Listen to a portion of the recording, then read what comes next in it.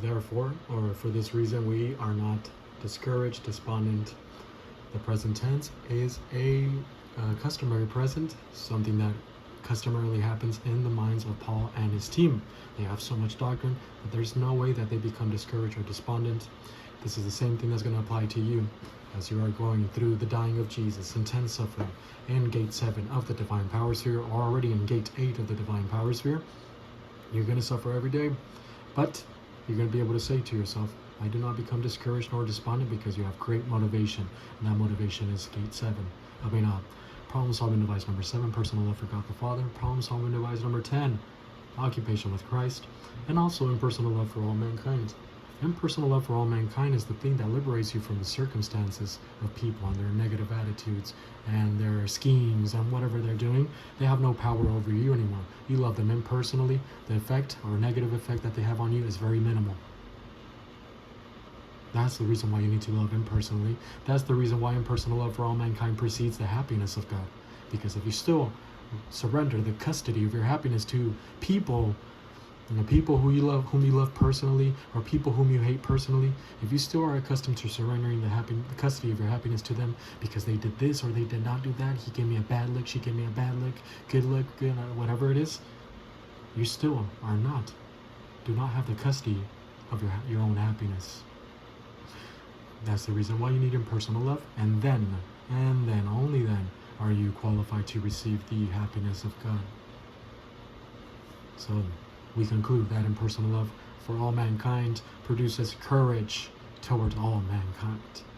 And I'm still surprised at the fact that love, impersonal love, produces courage. And this is surprising to me, because I was always those that used to wince and cringe at people, hearing people just talk about love, to the result that I hated the word love. I prefer the word cherish a lot more. And so I kind of almost threw up at hearing the word love. And I started reading the Bible hating the word love. But now that I understand what it really is, now that I understand agape, the mental attitude of love, and philos, also another mental attitude of love, now I begin to love the concept of love. So, yes, we do not become despondent, discouraged. You have enough motivation inside of your soul. The daily testing, the daily pressures, the same pressures, the monotony of pressures, the monotony of suffering. Sometimes it's the same suffering, sometimes it's more dynamic. It just makes you wonder, should I continue going? Is this worth it? But there's no way you become despondent. And the active voice here, Paul and his team, produces the action of the verb. They do not become discouraged, no despondent. This has application towards you. You will not become discouraged nor despondent either. And then the indicative mood, this is from the viewpoint of reality, that they are not discouraged, despondent, denied with a very strong negative ook. The difference between ook and may is that ook denies the reality, the fact of something. May denies the idea of something. We do not have may. For this reason, we do not become discouraged. We are not discouraged. We are not despondent. And then we have this weird construction here. Look at this. The conjunction of contrast, Allah. And then here, another conjunction of contrast, Allah. And so many times when you see a negative, such as Allah here, and then another Allah here, this Allah seems to emphasize, instead of giving a contrary to this prior clause, it seems to emphasize that previous negative clause. Allah, Allah. So we do not become discouraged, despondent, and it's going to give you, but rather we do something. We do something. They continue being renewed every day. I'm just getting ahead of myself. What does the NIV say again? In case you're wondering. Therefore we do not lose heart, though outwardly we are wasting away, yet inwardly we are being renewed day by day. Okay, so now that you get the idea as to where we're going, we do not become despondent and something. Instead, we do something. We are renewed day by day. But here, in between these two Allahs, is a conditional sentence, as seen with this conditional particle, a. It is a first-class condition if and it's true. But there is something known as the concessive condition. Concessive is meaning although, and even though you are an ass, I still love you. Even though you are a whiny little bitch, I still like to be around you sometimes. This is the concessive conditional sentence. And so let's just go along and translate it very literal, and I'm gonna later on tell you how I'm gonna formulate the translation. So let's just go with ala. Contrast is gonna give you a contrast from being despondent. But we're gonna translate it on the contrary, just giving you a heads up, okay? And then we have here the particle if. If and it's true. This is a first class condition. What do we know about the first class condition? If and it's true.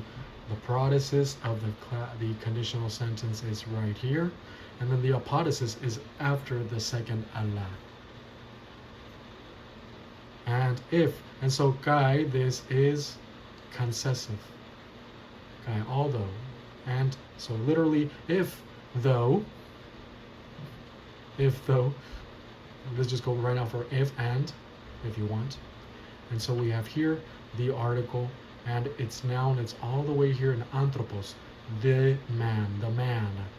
And this article is giving you a special category of man.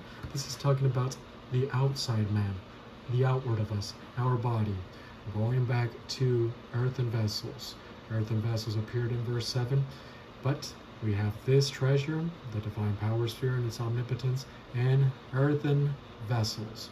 Earthen vessels is seen again, once again here, over here, by the fact that our outward body is wasting away. And so where we have the man, and inside in the attributive position, we have this adverb, exo, which means outer, from which we get the word exoskeleton, all this other stuff I cannot think of right now. And then we have the possessive genitive, also inside the attributive position. The attributive position is between the article and its noun.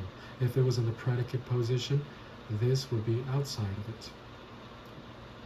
And so, the man, outside, outer of us, the outer man, the outer our man, literally you would say like that to translate it attributively. And we're going to go with the translation that says, I'm going to translate this, the outer man of ours. Oh, you don't like it? All right, just bear with me. The outer man of ours. This is a reference to the body. The outer man is us, our body. It is a reference to the body and its daily decay. It is a reference to the body and its weaknesses and its daily pressures, suffering things that you do not want to see, perhaps. Every day we wake up with an extra wrinkle, an extra white hair or whatever it is, you do not like it. A little stain here, a little stain there. And our outward body is wasting away. Specifically here, Paul's body is wasting away. It's a lot of suffering. He is extremely tired, but he is motivated. The outer man of ours. Ever since the fall of Adam, ever since he sinned, he surrendered the sovereign rulership of the body to who? Not to Satan, even though, yes, Satan's in charge of this and he's responsible for this partly. He surrendered it to the sin nature.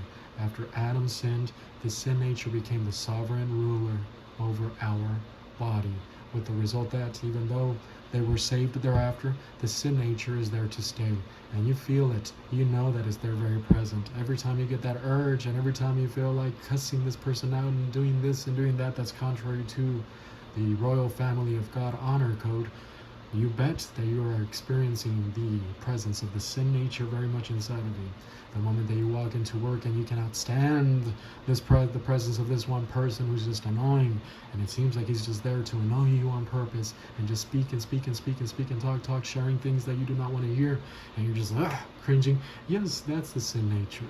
The moment that you see a little baby, cute little baby, innocent little thing, right? And you say, no, and no, and you see there you've experienced the sin nature inside of the baby.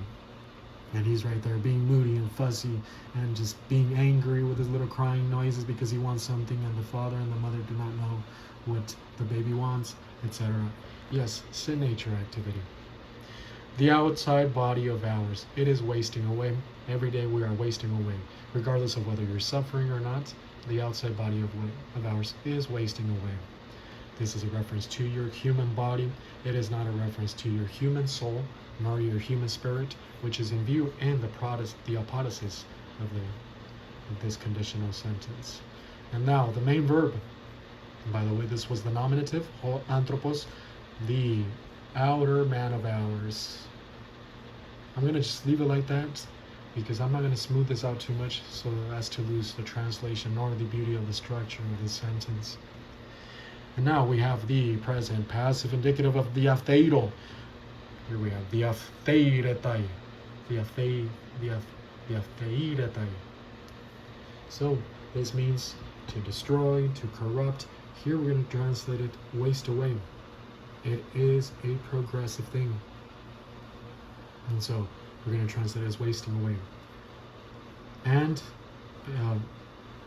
if, let's just go with this, if and, or if also, if though, the outer body of ours is wasting away. The present tense is a progressive present, something that's progressively happening. Day by day, our body is wasting away. This can also be a gnomic present for something that is expected to occur. It is a timeless fact. Well, obviously we're subjected to time, but this is something that happens to everyone, regardless of how great your body is, regardless of your physical activity, regardless of having the best plastic surgeon, the best dermatologist, whatever, your body is wasting away. Congratulations, face reality. I'm not against taking care of yourself. We're never against taking care of yourself. We're not against putting makeup on. We're not against plastic surgery, but some of you all overdo it to the point of neurosis. It is sickness many times. Arrogance has increased all the way up, all the way to the clouds, to the point that you are divorced from reality. You allowed it to happen. You allowed all the dudes to get to you with their stupid opinions. You allowed all the women to get to you with their stupid opinions and their false standards as to what beauty is, and you must have this and you must have that, and oh my gosh, what are you going to do with this? And as a result, now you're not resting, and you're getting all these surgeries. The moment you experience any little inconvenience with regards to your look, you want to go and see your plastic surgeon. It's become so easy for us to have access to a plastic surgeon. During COVID, everyone used their stimulus money, or a lot of the ladies used their stimulus money to get all these new surgeries. The men are also heard of getting some dick implants or something like that. It has gone ridiculous. This is arrogance to the point of not being okay, insanity. Well, congratulations, face reality. Wake up and smell the coffee. Your body's wasting away. Time to focus on something new. Time to focus on the Word of God. Let the Word of God become your motivator. Let it become the source of your happiness. He has something better to provide to you than whatever the cosmic system and his stupid ideas has to give to you. And so this is the passive voice, the body, the outer man of ours, the body receives the action of the verb of being wasted away day by day. And the indicative mood is, from the viewpoint of reality, your body is wasting away. And if you're still 20 and you're still not facing reality, it's okay. You're going to feel it pretty soon. Me, I'm already in my late 30s and I feel great. But once in a while, I'm like, ooh, okay. Something's going on here. But you immediately counter it with the Word of God.